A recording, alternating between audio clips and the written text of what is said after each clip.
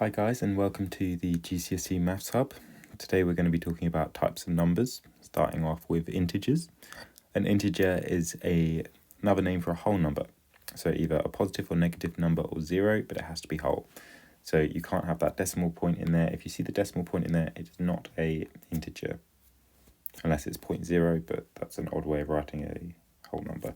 So let's start off with an example with 5. So 5 doesn't have that decimal point in, so it's an integer. 4.6 has that decimal point in, so it's not a whole number, so it's not an integer.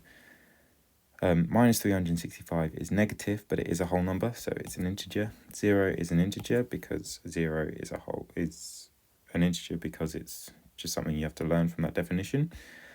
Pi is 3.14, so it's non-integer because it's got that decimal point in. 2/3 is a fraction, and if you wrote it out as in number form, then it would have that decimal point in, so it is not an integer.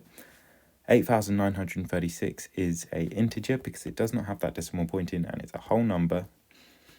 And the square root 7 is not an integer because if you were to write it out in number form, then it would have that decimal point in.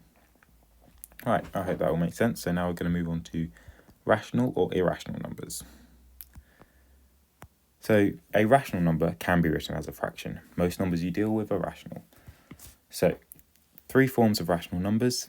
The first one is an integer. We've just looked at integers. So all integers can be written as a fraction. So 2 equals 2/1, which is a fraction.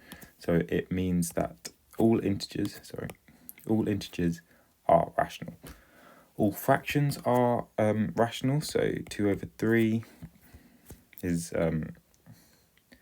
a fraction, so it is a rational number because rational numbers can be written as fractions. And you also need to remember that terminating or recurring decimals are rational numbers as well. So decimals that terminate or decimals that recur, like this, they're both rational numbers. So now we're going to look at irrational numbers. So an irrational number can be written as a fraction, can't be written as a fraction, and they are never ending.